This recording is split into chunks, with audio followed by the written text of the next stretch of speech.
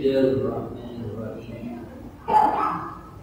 Ya Nabi Mustafa Rasulullah sallallahu alaihi wasallam.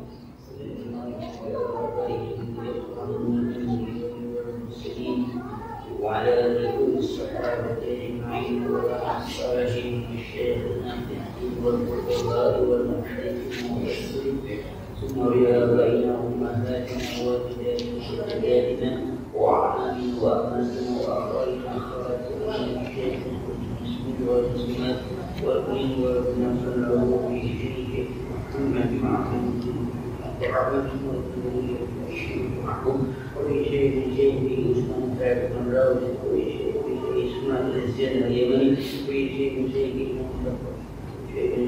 لازم يسأل البلدي وفي شيء من خالد المرسول وفي شيء من عبد الوهاب من الصمد وفي شيء من الشافعي هذا اسمه وفي شيء يرفع الحديث وفي شيء أبي الذي زين الكتاب حتى المغرب اللهم الفاتحة أعوذ بالله من الشيطان الرجيم بسم الله الرحمن الرحيم الحمد لله رب العالمين الرحمن الرحيم مالك يوم الدين إياك نعبد وإياك نستعين اهدنا الصراط المستقيم صراط الذين أنعمت عليهم غير المغضوب عليهم ولا الضالين. Bismillahirrahmanirrahim. Alhamdulillahirabbil alamin. Wassalatu wassalamu ala sayyidina Muhammadin wa ala alihi wa ashabihi ajma'in. Amma ba'du, fa nasbah hadits kitabun wa hadits Muhammadin sallallahu alaihi wasallam. Syarrul umuri muhdatsatuha wa kullu muhdatsatin bid'ah wa kullu bid'atin dhalalah. Rabbi shrah li sadri wa yassir li amri وعقدة من لساني يفقهوا قولي يا فتاه يا عليم يا رزاق يا كريم افتح لنا قطعان من نورك كلامك يا أكرم الأكرمين سبحانك لا علم لنا إلا ما علمتنا إنك أنت العليم الحكيم وتب علينا إنك أنت التواب الرحيم. Bismillahirrahmanirrahim. Qala al-mu'allif rahimahullah ta'ala wa nafa'ana bihi wa bihi fi amin. Summa qala qad aflaha man zakkaha. Hadha huwa jawabul qasami. Ay laqad faza wa aflaha man zakka nafsahu bi ta'atillah wa tahharaha min danasil ma'asi wal atham. Ayat selanjutnya qad aflaha man zakkaha. Ayat ini adalah hadza wa jawabul qasam. Ini merupakan jawab qasam. Qasam yang mana sumpah. Jadi Allah dari awal sudah bersumpah menggunakan beberapa instrumen, yaitu wasyamsi wa duhaha wal qamari idza talaha والنهار إذا جلاها والليل إذا يغشاها والسماء وما بناها والأرض وما طواها ونفس وما سواها. Itu sumpah. Berapa kali itu sumpahnya? Kalau kita hitung dari Wasyamsi 1, 2, 3, 4, 5, 6, 7, 8, 9, 10 kali ada sumpah, ada bau kosong sumpah. Pertanyaannya adalah mau ngapain? Sehingga Allah berulang-ulang bersumpah. Yang kemarin kita baca belum masuk pada materi, baru pengantar. Jadi lalu sumpah itu diucapkan apa yang ingin Allah sampaikan, sehingga begitu beratnya Allah ingin menyampaikan pemberitahuan ini kepada makhluknya, kepada manusia, tapi Allah terlebih dahulu harus bersumpah. Sumpah itu yang kita sudah pelajari adalah apabila orang yang diajak bicara ini akan menentang, akan tidak percaya apa informasi yang disampaikan, maka dia harus bersumpah. Dan tidak tanggung-tanggung pada surah ini Allah bersumpah sampai 10 kali dengan menggunakan instrumen yang manusia tahu. Wasyamsi, wadduhaha, wal-qamar, semua manusia tahu. Nah, sampai segitunya Allah pun berusaha untuk memberikan keyakinan kepada manusia bahwa informasi yang disampaikan ini ada informasi yang valid, yang betul-betul. Apa informasinya? Nah, ini informasinya kan dalam kaidahnya disebut jawab kosong. Jawab kosong. Jadi ada kosong, ada musambi, ada musam alaih, ada jawab kosong. Apa jawab kosamnya? Arti jawab kosam itu informasi yang akan diberitahukan. Nah, informasinya adalah qad aflaha man zakkaha. Ai laqad faza wa aflaha man zakka nafsahu bi tawati. Yang ingin disampaikan adalah sungguh akan menang, akan beruntung orang yang mensucikan, yang membersihkan dirinya bi taatillah dengan cara taat kepada Allah, wa taharaha min danasil ma'asi wal azab, dan membersihkan dirinya dari kotoran-kotoran kemaksiatan dan dosa. Yang ingin mau sampaikan itu bahwa orang yang membersihkan dirinya, satu dengan cara, kalau memang diri itu bersih, itu dengan cara taat kepada Allah Subhanahu wa taala. Kalau memang ada kotorannya, dan dihilangkan kotoran itu dari kotoran kemaksiatan dan dosa.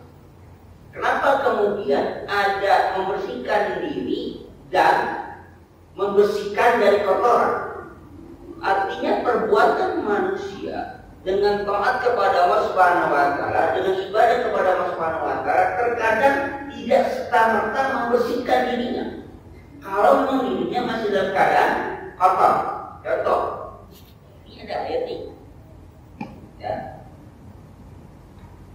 Kalau air ini kotor, keruh, ya, butak kalau orang Betawi itu, butak. Kita nggak mesti harus dibuang begitu, enggak. Kalau kosong malah berkah. Tapi bagaimana membersihkan? Kalau dia kotor ini, airnya untuk menggantikannya, maka dia bakar. Dituangin air yang bersih. Ketika dituangin langsung bersih kan? Enggak, belum. Dikocorin terus, bersih, belum.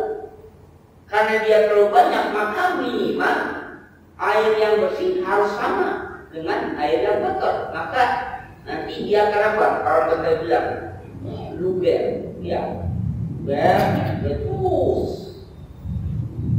Nah, akhirnya yang kotor akan hilang, yang bersih. Tapi dengan syarat, jangan dimasukin air kotor lagi. Kalau yang masuk air kotor lagi, ya berarti rusak, tidak bersih. Itulah diri kita, manusia itu begitu. Maka Rasulullah menggambarkan bagaimana seandainya di depan rumah kamu itu ada sungai dengan air yang jernih, kemudian kamu mandi selama 5 kali dalam 1 hari 1 malam. Kata para sahabat, tentu saja kami akan bersih. Kata Rasulullah, itulah gambaran kamu sholat. Setiap sholat membersihkan. Setiap sholat membersihkan. Jadi minimal 5 kali kita membersihkan. Seharusnya kita bersih. Tapi kenapa kalau nggak bersih-bersih? Kenapa? Nah, harusnya bersih ya, 5 kali mandi. Enggak bersih-bersih juga. Kenapa? Karena kalinya kali sadani yang memang udah kotor. Jadi mandinya bukan di kali yang apa? Yang bersih. Apa artinya? Perbuatan-perbuatan baik kita terkalahkan dengan perbuatan maksiat. Jadi akhirnya kita udah bersihin, nah yang kotor lagi. Janji Allah nggak akan salah. Ketika dia taat pada Allah, itu adalah arti dari menzakka, membersihkan diri dengan cara taat kepada Allah. Itu akan bersih. Nah, kebersihan itu kita nggak rasakan, padahal sholat ya sholat, puasa ya puasa, sedekah ya sedekah. Kok nggak bersih juga? Iya, tapi kan gosip jalan terus, dengkikan jalan terus. Nggak pernah ngomongin orang, nggak pernah sih, cuma nulis doang gitu. Lebih parah kan? Terkadang kita merasa bersih, tapi ternyata kenyataannya tidak dinilai sebagai orang yang bersih. Tadi ceritakan ada seorang yang masuk surga. Oleh Allah mengatakan kamu masuk surga karena rahmat dan rahim aku, karena kasih sayang. Kata hamba, ya Allah, aku gak mau masuk surga karena kasih sayang kamu. Aku ingin masuk surga karena amal ibadah aku yang kerjakan selama panjang hidup aku. Oh gitu, baik kita itu. Itulah ditampakkanlah amal kebaikan yang seburuk banyak. Ini betul kebaikan kamu, betul ini betul semua. Ya diakui itu betul kebaikan. Lega hati kenapa? Seburuk dia punya apa kebaikan. Ditaruh di timbangan. Itu timbangan kayak itu panjang. Nah ini dua amal ibadah itu. Nah sekarang kita hitung dosa dari ujung atas dulu. Dari mana? Dari dosa kepala. Kepala pun jangan semuanya yang ada di kepala. Di kepala itu ada mata, ada hidung, ada mulut, ada kuping. Ada dulu. Hitung dari dosa mata dulu. Dosa mata ada dua, dan dua-duanya sebelah dulu. Ayo itu. Ini betul nggak kamu pernah begini? Oh iya. Belum satu dosa. Nah nggak betul begini itu. Baru hitung mata sebelah, itu timbangan yang tadinya amal baik numpuk udah mulai apa? Udah mulai menimbang. Baru sebelah mata. Kata dia, ya Allah, udah sampai sini aja gitu. Udah cukup. Udah aku masuk surga aja, pakai sekarang ini surga. Kenapa? Karena ternyata dia tidak rasakan dosa matanya itu banyak, tapi dia merasakan ibadahnya banyak. Tapi ternyata dosa yang dia nggak rasakan lebih banyak lagi. Jadi kita jangan sombong dengan ibadah kita. Rasa apa hukum baik mengajar. Dalam komisi yang ngaji, dalam lepok yang ngaji, di masjid mulu lagi. Dari maghrib di masjid, isya di masjid, subuh di masjid, pengaruh kayak gitu. Masjid mulu. Ada apa? Dosanya nggak banyak. Belum tentu. Kadang ada dosa yang kita nggak bakal kita kasih. Maka Rasulullah SAW yang sudah maksum terpelihara dari dosa tidak kurang dalam sehari beristighfar berapa? 100 kali tidak kurang beristighfar pada Allah Subhanahu wa Ta'ala. Dan ibadahnya lebih dahsyat daripada ibadah kita. Sampai apa? Ini telapak kakinya bertak-tak pecah-pecah dan membengkak itu. Kalau kita pecah-pecah kaki karena pesawat. Dulu orang itu pada kekeong atau pada keong. Jempolnya pada kekeong itu karena mainnya di sawah, main rumput. Nabi pecah-pecah karena saking lamanya berdiri. Tapi yang orang yang hangat ya semua kenapa sampai begitu? Ufir agama terkadang dan dibawa datang dosa kau sudah ampuni, yang akan datang ataupun yang belakang. Afala kun abdan syakur, apakah boleh kalau puji hamba ya? Saya bersyukur pada masa sudah dijamin masuk, tapi tetap ibadahnya tidak kurang. Lah kita dijamin agama. Iya, dijamin itu. Ada jaminan sosial mungkin. Dijamin kagak, dijamin kagak. Tapi dosa jangan terus. Maka kalimatnya sederhana. aflaha man zakkaha. Sederhana. Sungguh beruntung orang yang membersihkan diri. Gampang. Iya, tapi kenyataannya sangat sulit. Sampai Rasulullah SAW pun ketika waktu haji wada di Arafah, siapa di antara kalian yang pernah berhutang kepada aku, yang pernah aku zalimi, ayo sekarang balas di sini. Kenapa? Nabi khawatir, ada apa? Ada salah pada para sahabat. Mana ada sahabat yang berani membalas pada saat? Tapi ada seorang sahabat yang aku ya Rasulullah. Apa salahku? Ketika kau megang pipit kau itu kena ke punggung aku. Sekarang mau apa? Ya kisahlah, balas. Baik, silakan. Rasulullah turun dari kuda jawabannya apa? Umar bin Khattab curiga, jangan-jangan orangnya apa? Bukan orang benar. Kita justru malah khawatir dengan sabda Rasulullah ini. Kenapa? Kata kalau orang udah minta maaf kayak macam begini, mungkin akhir-akhir. Tapi orang ini justru malah apa? Pengen balas dendam. Silakan.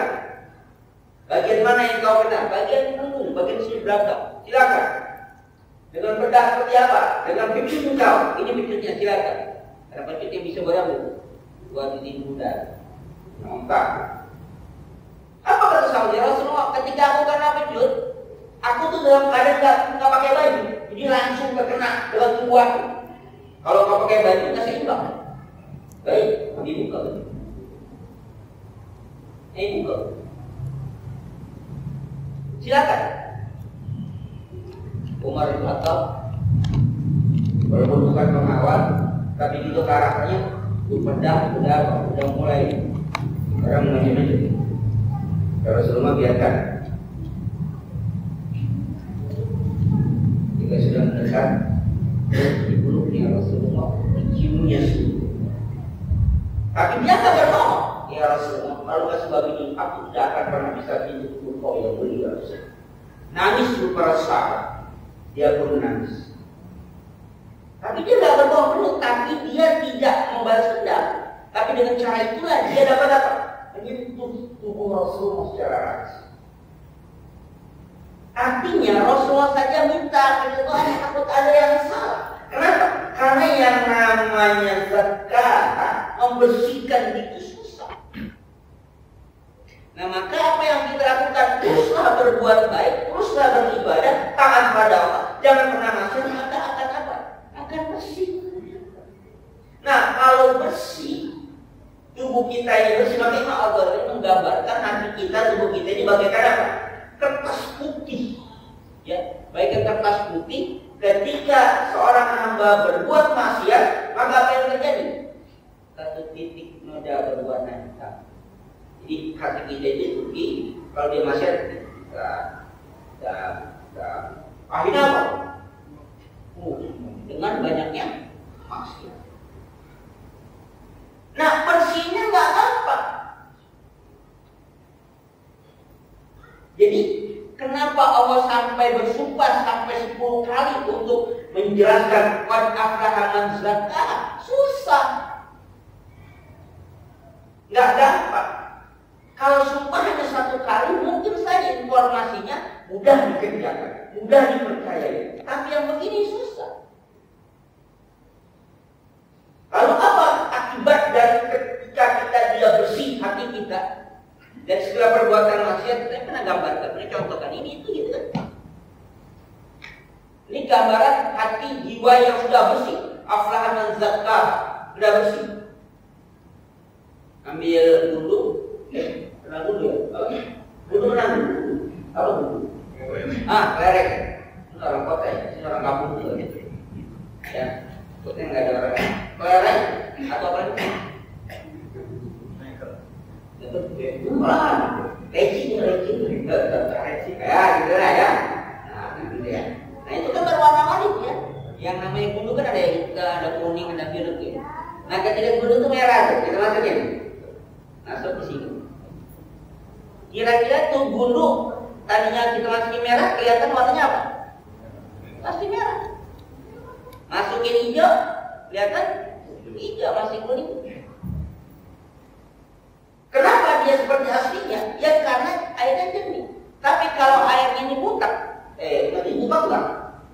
apa itu bahasa Indonesia baiknya? Keruh, ya keruh. Pokoknya akan butak apa? Keruh. Ketika dia keruh, karena jangan air kopi lah, air teh dia apa agak keruh. Ini dulu warnanya merah, kita masukin. Apa kelihatannya? Nah, ini merah, apa hitam, apa coklat itu. Nggak langsung kelihatan warna merah. Masukin lagi hijau. Ini biru, apa nih warnanya? Bisa berapa? Belum jelas. Yang salah bumbunya, apa orang yang lihat, apa gelasnya? Apa? Airnya. Airnya. Apa gambaran bagi tubuh kita, bagi jiwa kita yang apa? Susah untuk menerima kebenaran. Susah untuk menerima nasihat. Susah untuk menerima hidayah. Kalau kita baca, disampaikan ayat Quran begini. Masa iya? Tapi kalau hatinya bersih, ketika disampaikan ayat Quran, disampaikan pesan-pesan Rasulullah, jangankan mentaati, saat itu juga bisa menangis dia. Maka berapa banyak para sahabat di ayat Quran dibacakan, mereka menangis.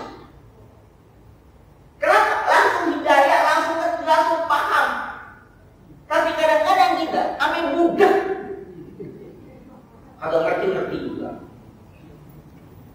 Maka bagaimana ayat Al-Quran sampai berapa puluh kali berulang yang menasihati bagaimana kita harus menerima Allah. Bagi ayyi alai rabbikuma, berapa kali? Itu buka kuping kita ya. Kenapa berulang? Karena nggak pernah ngerti, nggak pernah paham, nggak pernah bersyukur, maka diulang terus. Kadang-kadang, nah ini kemarin ini mulu, sana nggak ganti-ganti lagi ya, bosan juga. Tapi kita makanan ya, bosan sama gurunya, bosan mengajinya, bisa aja makanan.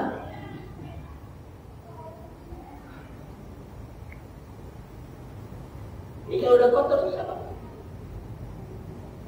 Kalau udah kotor, dia apa dinasihatin orang, ngelawan, bantah. Siapa yang ngajarin? Ustaz yang kemarin sore. Sunatnya itu yang mampu. Ngajarin nanti.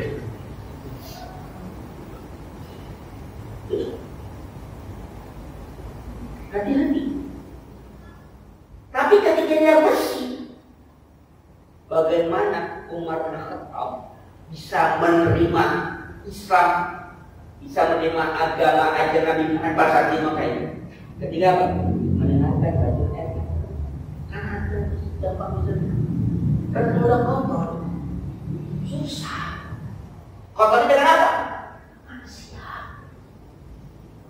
Kotornya dengan maksiat. Dan maksiat itu bukan hanya mengotori hati, tapi juga mengotori otak. Ya, Imam Syafi'i pernah kan mengadu kepada Imam Waqi. Guru dia kan, syakau bila Waqi disu'il hifzi basadri bitarkil ma'asi. Imam Syafi'i aku ngadu pada guru Imam Waqi. Apa yang diadukan? Hafalan rusak. Yang sudah dihafalkan rusak lupa. Kenapa bisa begini?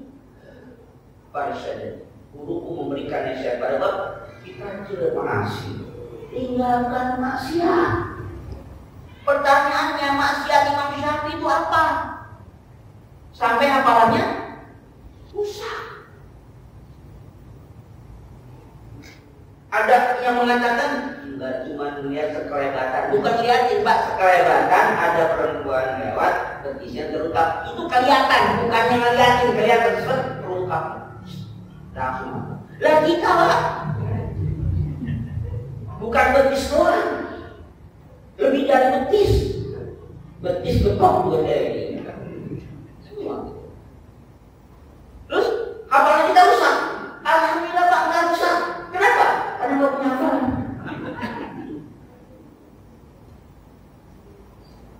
Jadi yang maksiat itu merusak hati,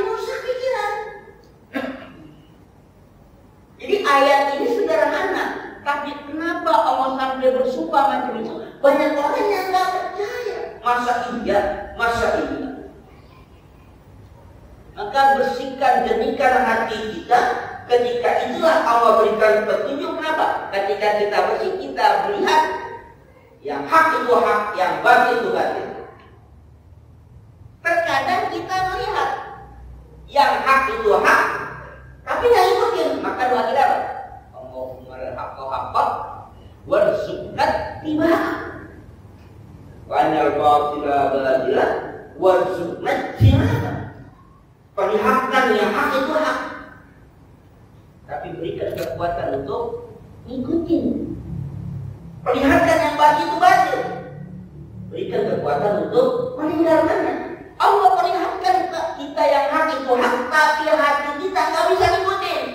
Ketahuan itu salah, ketahuan itu batil, tapi diikutin juga. Kenapa? Karena kotor. Kalau nilai yang ini, kayaknya begini, nilai itu. Ini ada begini ada.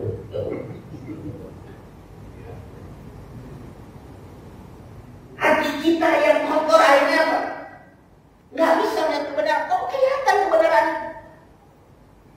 Kelihatan kebenaran, tapi hati kita nggak bisa menerima. Kenapa? Karena kotor tadi. Akhirnya apa yang terjadi? Kebenaran di depan mata kita tidak bisa melihatnya. Nasihat-nasihat yang baik tidak bisa kita dengar. Kenapa? Maka bersihkan. Maka dengan apa? Aflaha man zakkah. Beruntung, menang dia kalau dia bisa membersihkan apa? Hati. Sebaliknya, waqad khaba man dassaha, ay waqad khira wa khaba man haqqara nafsahu bil kufri wal ma'asi. Akan rugi, akan binasa. Orangnya apa? Orang yang mengotori diri. Dengan apa? Bil kufri wal ma'asi. Dengan kekufuran dan maksiat. Kekufuran artinya orang kufur. Kalau maksiat, orang beriman bisa kan? Bisa. Orang beriman bisa bermaksiat. Dan maksiat itulah yang apa? Yang dasar, yang mengotori jiwa, yang mengotori diri. Dan kekotoran itu bukan hanya yang kelihatan, yang nggak kelihatan, tapi banyak lagi dan lebih berbahaya lagi. Wah, kalau sendirian mandi belum tentu. Bangun jam 3 malam, duduk rapi, ini tidur, anak tidur sepi. Allahu Akbar. Kayaknya gua doang yang sembahyang itu. Kurang aja. Gua doang sesuai. Datang ke masjid, kemis ngaji pagi, duduk rapi. Alhamdulillah, gua masih bisa mengalir tetangga gua pada sekarang udah mati tadi Pak. Dan gua sudah jadi sekolahnya di perapatan, aku tuh begitu nih ngajak mati. Benar, kan? Ada yang tahu? Ada. Kan susah mendekat itu. Bahkan ada tiga golongan nanti di akhirat ketika di depan kehakiman Allah Subhanahu wa Ta'ala. Yang pertama orang alim, yang kedua orang kaya, yang ketiga orang yang berjihad. Si orang alim tanya, kenapa engkau baca Al-Quran, kenapa engkau mengajarkan? Dikatakan apa? Itu ayat Al-Fatihah. Aku mengajarkan supaya apa? Mengagungkan Kau ya Allah. Aku katakan Kau ya Allah. Aku baca Quran Kau ya Allah. Aku katakan kan zakta. Bohong kamu. Kamu baca Al-Quran supaya kamu katakan qari.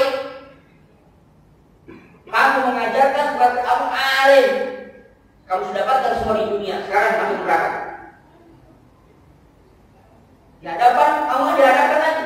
Ada orang yang rajin bersedekah. Ada orang yang rajin dia memberikan santun segala macam. Ditanya untuk apa? Karena Engkau ya Allah. Kata Allah, kadzabta, kamu bohong. Kalau kan itu supaya kamu katakan sebagai apa?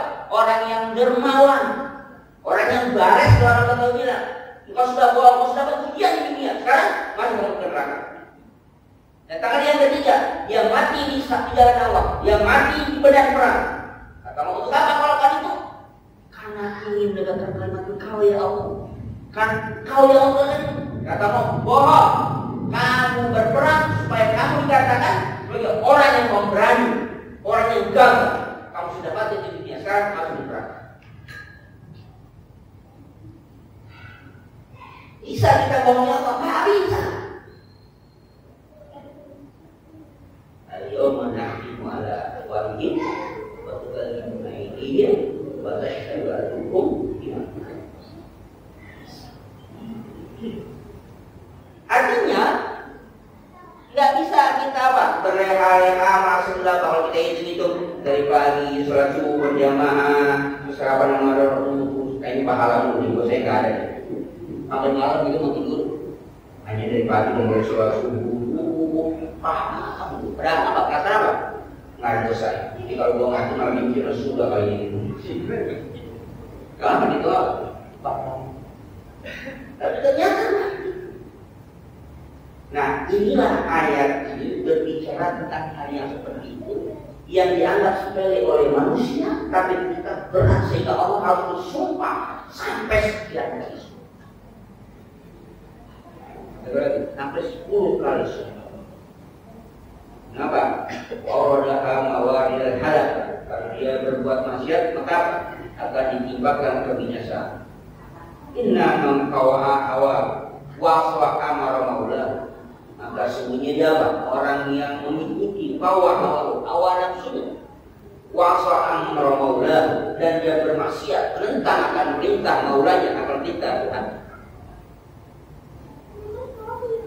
Kemudian faqad naqasa min adaril fuqara. Orang yang kaya begitu disingkirkan dari jumlah atau dari bilangan orang-orang yang berakal. Artinya orang yang mengikuti hawa nafsu berarti bukan orang yang pandai, bukan orang yang pintar, justru itu orang yang bodoh. Wa man khafa maqama surat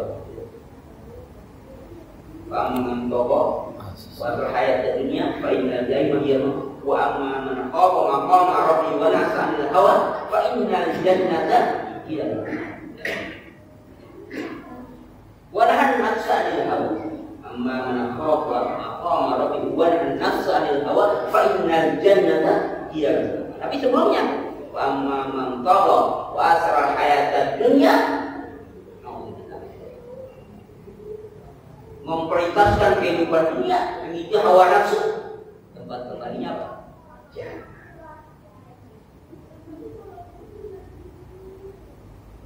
Sederhana redaksinya, tapi berat untuk dilaksanakannya. Karena di awal Allah sudah memberikan warningnya, peringatan apa? Sampai sekali. Nah, kemudian untuk menggetarkan hati manusia seperti itu, Allah berikan contoh. Kemudian apa jadinya summa berwata'ala masalan liman tagha wa bagha. Kemudian Allah Ta'ala berikan perumpamaan bagi orang yang tagha, orang yang zalim, wa bagha, orang yang melampaui batas. Walam yamhar nafsahu min danasil kufri wal isyan, dan orang yang tidak membersihkan dirinya dari apa? Dari kotoran kekufuran dan kemaksiatan. Fadzakara, kemudian Allah menceritakan apa? Tentang tentang kaum Samud, kaum Salih alaihissalam, kaum Nabi Salih alaihissalam. Ini sebagai contoh, perumpamaan, gambarannya. Ya Allah ingin jelaskan adalah yang di atas. Qad aflaha man zakkaha wa qad khaba man dassaha. Kemudian Allah ambil satu perumpamaan, contoh kasus yang pernah terjadi. Tentang apa? Kaum Samud. Kadzabat Samud ay kadzabat Samud nabiyyaha bisababi tughyan. Kaum Samud telah mendustakan, tidak percaya kepada nabinya bisababi tughyan, dengan sebab tauhid, sombongan, keangkuhan. Jadi pada hakikatnya orang yang tidak beriman itu bukan orang yang nggak tahu, Pak. Orang yang tidak beriman itu orang yang sombong. Kira-kira Abu Jahal tahu nggak siapa Nabi Muhammad? Tahu? Dari kecil dia tahu siapa Nabi Muhammad. bapaknya, engkau, semua dia tahu. Akhlaknya pun dia tahu. Pergaulan saya dia tahu, nggak ada celah. Pertanyaan, kenapa kamu beriman? Karena kesombongan. Jadi Abu Jahal itu nggak beriman bukan karena nggak tahu. Kenapa? Karena kesombongan. Kalau masuk kita akan begini nih, kita sama-sama bilang kutukan ya nanti akhirnya akan turun dari menjadi orang yang terhormat, terpandang, akhirnya kemudian masuk Islam akan sama dengan para budak, mantan-mantan budak semua akan sama. Yang kaya akan sama derajatnya dengan yang miskin. Kenapa? Karena nilai ada takwa pada Allah Subhanahu wa Ta'ala. Itu dia nggak mau. Takut kehilangan hormat dan kedudukan. Makanya apa? Bagaimana caranya untuk apa? Menentang dari Muhammad. Kebenaran Islam nggak ada yang ditutupi. Semua tahu kebenaran. Tinggal apa? Kesombongan itu nggak yang ditutupi. Oke, kalau mengatakan tidak masuk surga orang yang di dalam dirinya sebesar berapa? Berapa? Kibir, dari sombong. Iskola zaratu min kibir, iskola zaratu min kibir. Lain berjaya teman-teman hafifan, iskola zaratu min kibir. Tidak masuk surga seorang yang namanya iskola zaratu sebesar darah. Apa sejarah itu? Dulu orang nanti darah itu. Atau dulu sebelum atom itu dulu diartikan orang berbeda biji sawi. Karena nanti ada biji sawi. Karena kan orang tua itu petani. Yang petani kalau pernah lihat biji sawi tahu? Pernah nggak lihat biji sawi? Nggak pernah. Tapi tahu nggak pohon sawi? Tahu pohon sawi. Pohon sawi itu kan berkembang biak dengan biji, tapi karena biji itu nggak kelihatan. Kelihatan sebiji sawi kenapa? Saking kecilnya itu biji sawi. Jadi artinya darah itu biji sawi. Bulu yang memperoleh musim hujan itu jadi biji sawi. Teknologi yang berkembang yang paling kecil ada pada yang paling kecil apa? Atom. Ya orang kita mana atom? Pakai atom. Ternyata atom bukan benda yang paling kecil. Bisa dibelah lagi tidak? Ada proton berapa lagi? Bisa dibelah lagi. Oh bukan itu. Jadi artinya apa? Zarah benda apapun itu yang paling kecil ada zarah apa aja dah. Oh, atom mau apa banyak yang benda yang paling kecil namanya zarah. Segitu aja di hati kita sombong nggak akan masuk surga. Jadi yang menyebabkan mereka ini tidak beriman karena kesombongan. Kenapa kemudian contohnya di kaum Samud? Kaum Nabi Saleh alaihissalam. Nah, ini karena contoh ini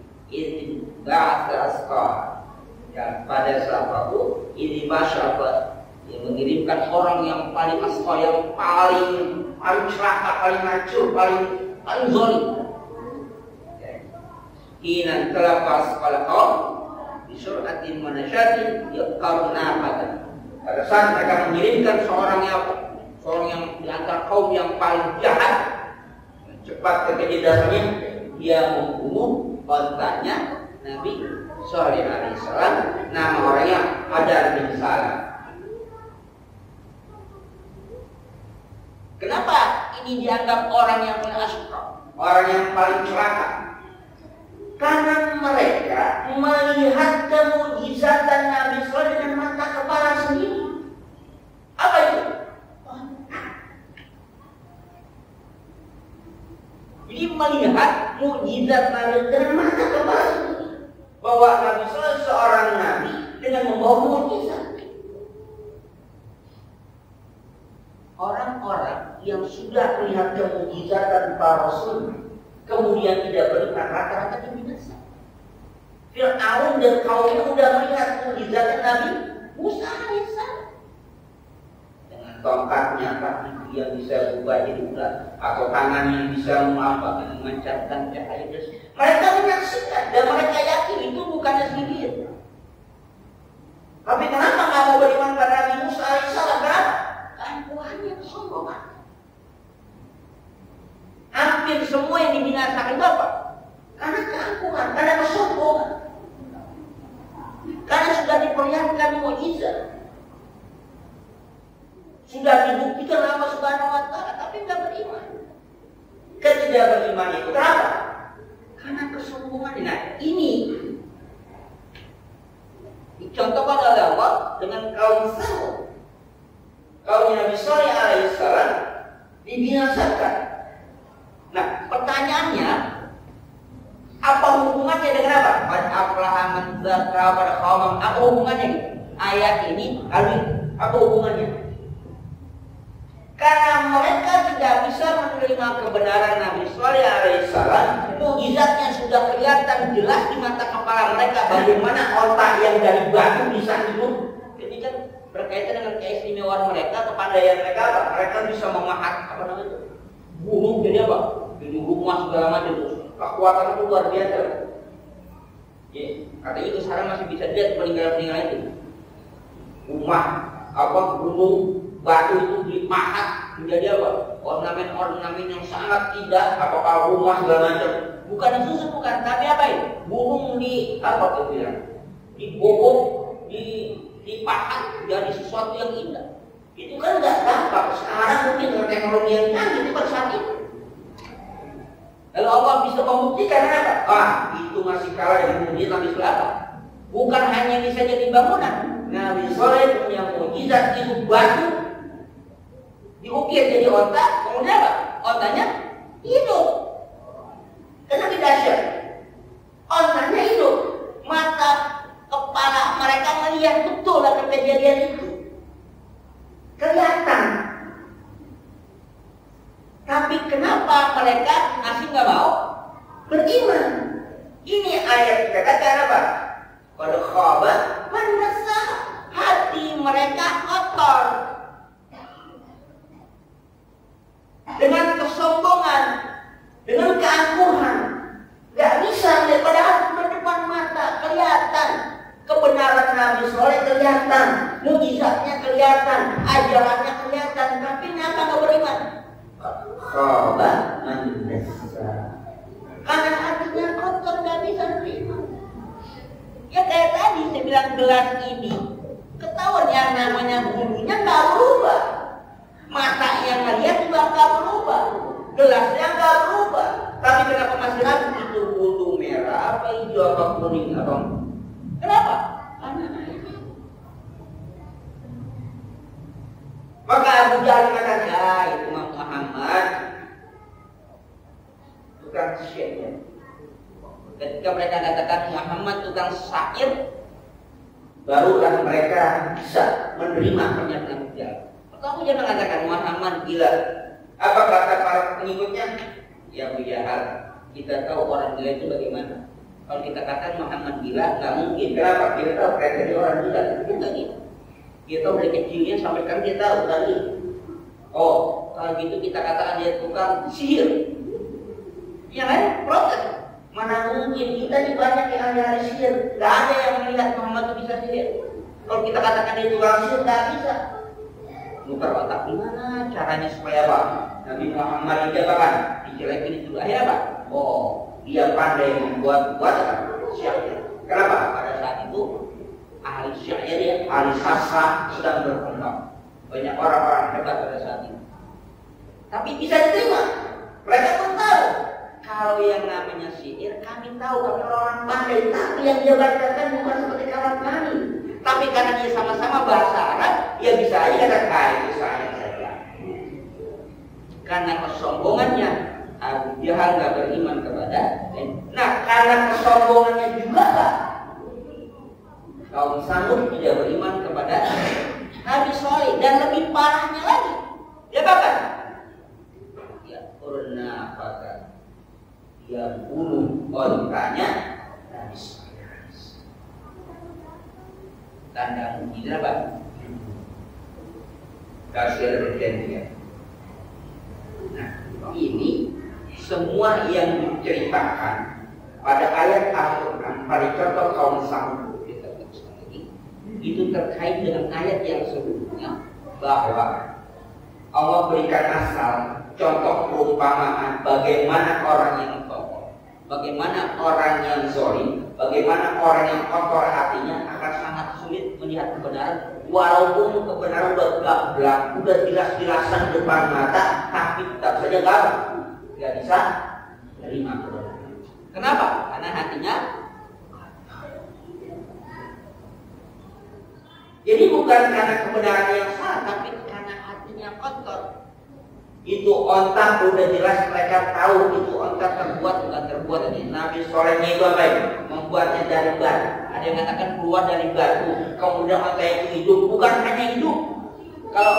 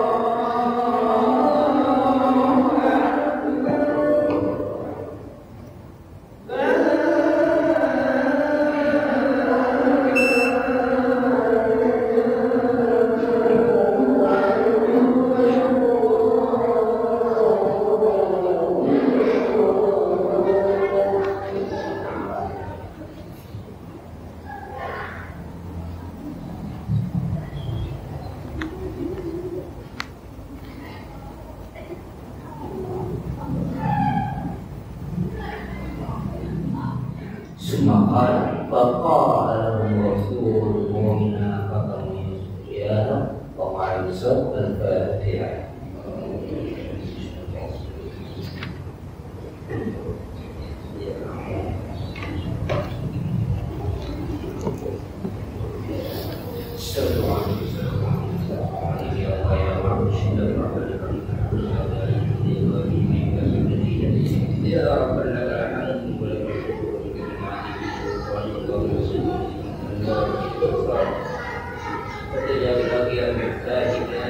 سيدنا محمد المختار وعلى الأخير عاجلا وجمعنا لنا وعلمنا ما يرضون وارزقنا ما يرضون وزدنا علما نعوذ بالله من حالنا وشمال المزاحم وبعد ذكر وقال قلبا منور والإسلام له والسلمية ولكن كثيرا وجعل خيرا مباركا في الولادة صالحا فشيها عفيفا أديبا عالما توفيق ونحلا برحمتك يا ارحم الراحمين اللهم ارنا الحق حقا وارزقنا اتباعه وارنا الباطل باطلا وارزقنا والعدل والحكمه وتفرقنا من بعدها ومعصوما وثبت قلوبنا على محبه رسول الله واستعمل سنه رسول الله وتوفنا على ادله رسول الله واصرنا في جمره الناجيه والجبرين وصفى حبك حب ما يحبك حب ما يقرب الى حبك ومن احبك حب الينا من الملائكه